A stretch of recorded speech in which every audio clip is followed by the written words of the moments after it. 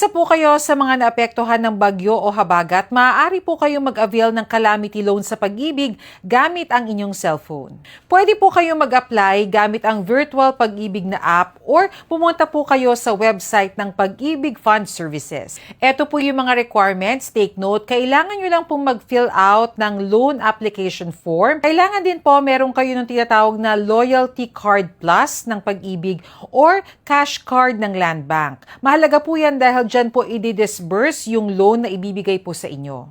Kailangan din po meron kayong valid ID and gagamitin nyo rin po yan pag nag-take kayo ng selfie. Pag ready na po yung requirements, pwede na po kayo mag-fill out ng mga details. Dapat po alam nyo yung inyong membership ID number. So ilalagay nyo po yan and then i-verify nila kung kayo po ay qualified for the loan. I-click nyo lang po yung apply for loan. Pag nandyan na po kayo, piliin nyo po yung short-term loan and under short-term loan, piliin nyo naman po yung calamity loan.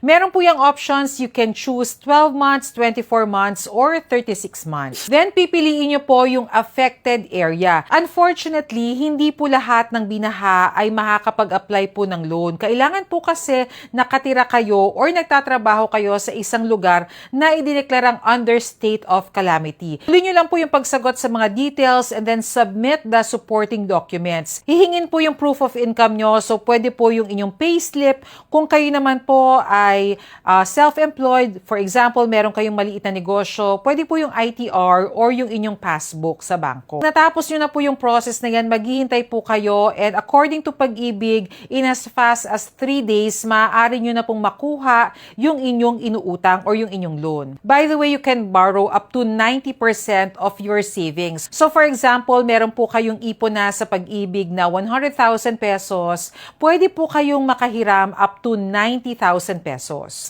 And mababa daw po yung interest rate para dito para naman syempre mas maging magaan doon sa mga naapektuhan ng kalamidad. I hope nakatulong. Keep safe, kapuso.